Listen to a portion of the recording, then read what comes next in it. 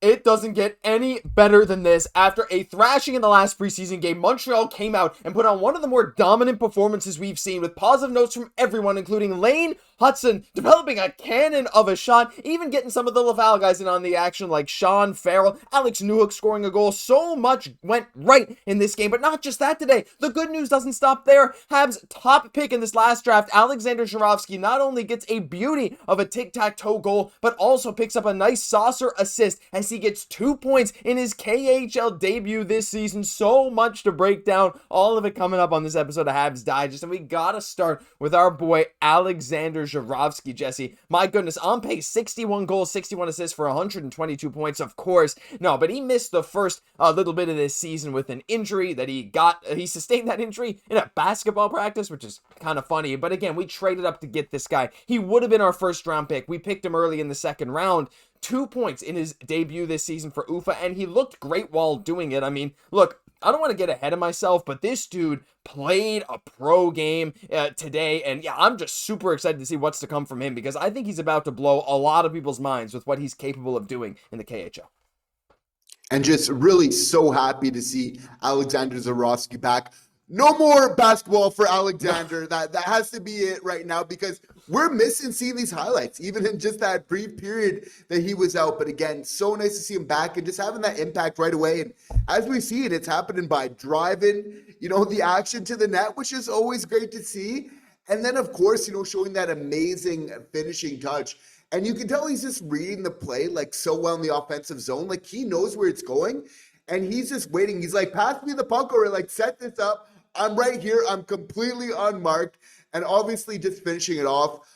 It just keeps getting better, Josh, because it's looking like ice time will not be an issue for this young prospect. Again, 15 minutes, not a ton, but again, some positive signs there. Again here, so just so happy to have him back in the lineup there in the KHL, and again, producing well. 2 points here. We're going to see if he can keep this up. Obviously, he's just going to keep the expectation sky high here in Montreal right now. Yeah, I mean, look, there's a lot of people already projecting him to crack the lineup the moment he's capable of coming over, and, maybe that's getting ahead of ourselves, but yeah, like, right away, like, what did we want to see from Alexander Zharovsky? Well, first of all, we wanted to see him play a decent amount of minutes, because the dude's still, like, 18, 19 years old this season. Like, he's young, right?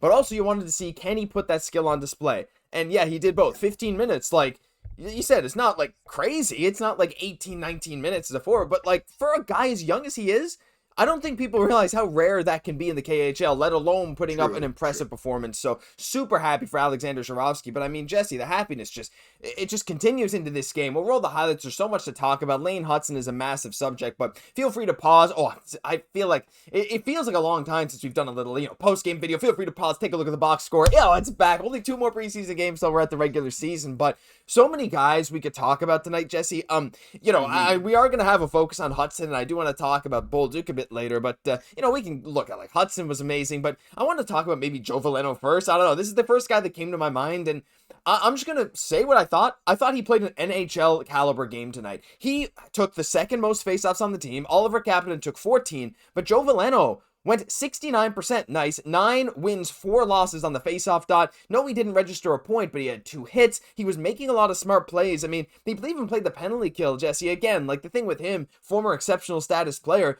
he's fighting for a spot in the lineup, and to me, he did the dirty things tonight. He played the PK. He made the right plays. He won the faceoffs. That's kind of what you need for him, right? And I feel like he maybe made a better case than I think some of us might have been expecting. And winning the faceoffs is what I need. That's what I want to see. I find that that's like such an important thing for the Montreal Canadiens here. So again, just shining on the dot, and yeah, like I like completely agree that he looked like such a smart hockey player out on the ice, and he has the hands kind of to boot, but again, like, just some really strong decision making. And again, you have to feel with everything that the Habs are doing here, there's always kind of a little bit of a logic here. We saw it here in practice, but now it's translating. So again, like, the plot thickens as this competition for that one spot you would have to feel for the Habs on that third line really just continues. But the fact that it just looks like we'll just have this, huge contingency plan, heaven forbid any injuries for the Montreal Canadiens this year. I know we've been doing such a better job of being healthy. Seems like Joe Veleno's really going to be able to fit the bill when his number gets called. Yeah, absolutely. And Jesse, speaking of fighting for these roster spots, I mean, there's so many guys that we could talk about tonight. I mean, some of the young guys getting some goals, like Riley Kidney with a nice goal, Sean Farrell, but like, it really seems like Oliver Kapanen's right there. Owen Beck is right there. And there's Played good. Yeah, he did good too. I mean, like, I don't know. Is there any of them that stood out to you? Like these guys that are fighting for a roster spot that kind of like, because to me, I mean, look, I'll just say, I do think Oliver Kapanen had a great game with Newhook and Bolduc, and I think we'll dive into them a bit later. Like Tyler Thorpe played a big physical game. Sammy Blais had 7 hits tonight. Like there's Owen Beck even had a great game, especially defensively. Like, I don't know. Do you feel the same as me where it's like every day I'm like, I feel like this competition is just getting tighter and tighter, and it might legit come down to like these final preseason games before even us as fans and maybe even the coaching, I don't know, have a firm grasp on like, geez, who do we send down? Because like, to me, this is not an easy decision at all. For sure. And some guys that stood out for me was Adam Engstrom. Yes. Looking a little bit better than he has so far in preseason, which is a great sign. And again, shows us why we need to be a little bit patient in the preseason. David Reinbacher, like you need a couple more games. Like it's normal. Engstrom wasn't looking good earlier on. No. Like we need to be real here. Yeah. It was like a night and day difference. And I think you need to give a little bit more runway. I think Reinbacher, under the same circumstances, could do that and even more. Farrell, I think it's hard to ignore those 2 points. Yep. Like, again, it's like not a fluke for both of that. Like he fought for both of that. He's playing well, showing it's not a fluke of the success he's had in goal scoring at the HL level. Not a fluke, the success he's had at the collegiate level. We'll see how that all pans out, but he's playing some solid hockey, and I think that's worth something.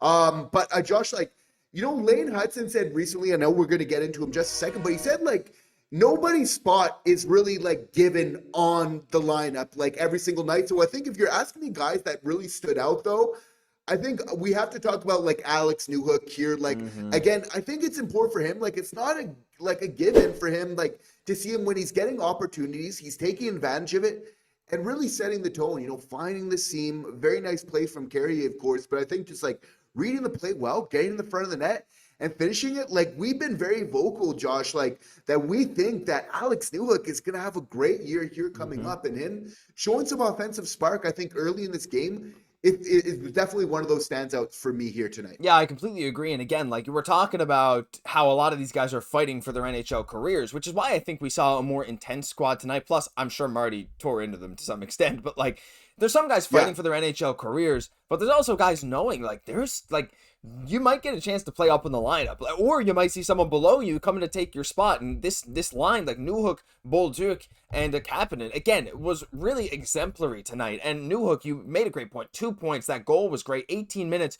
2 minutes, 23 seconds on the power play. 2 minutes and 19 seconds on the penalty kill. Now, we don't have him really on a power play unit right now in Montreal, which is the thing that he has had a chance to do last year. Like a lot, the PP2, but he might not even get that chance, but he wanted to show himself out there, and guess what he did? He played some really, really good hockey, but that penalty kill from him, I think, is very, very important. And I did find it interesting that Oliver Kapanen took the vast majority of faceoffs on that line, which means like we might even see our boy Newhook, no, wait, not Kirby, that's Kirby's, this one.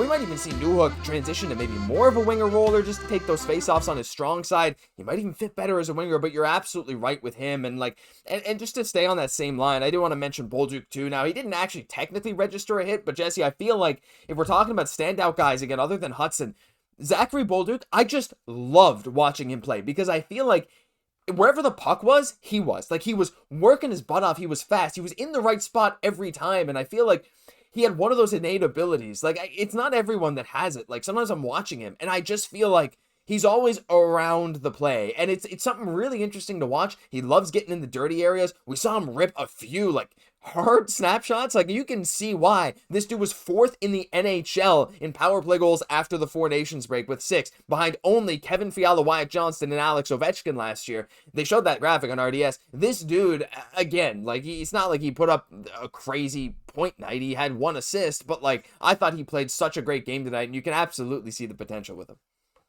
and how he will just impact the team in just so many ways. Like what Zachary Bolduc will bring to this team is exactly what they need. It's not something that will always you'll see jump out on the score sheet, but like just night over night, kind of being the grinder with the skill that he has is just gonna bear like really such great results for this team. And like Josh, as you're talking, like I can't help but thinking of Brendan Gallagher. Like my mind like goes there. Somebody who plays a tough game, hard to play against. The puck follows, and he just makes stuff happen. Like good stuff for your team. Like the puck pops out to your teammates. He gets it, but he can score. As Brendan Gallagher, was capable of doing back in the day. Still capable of doing now. But I think just getting like that fresh blood.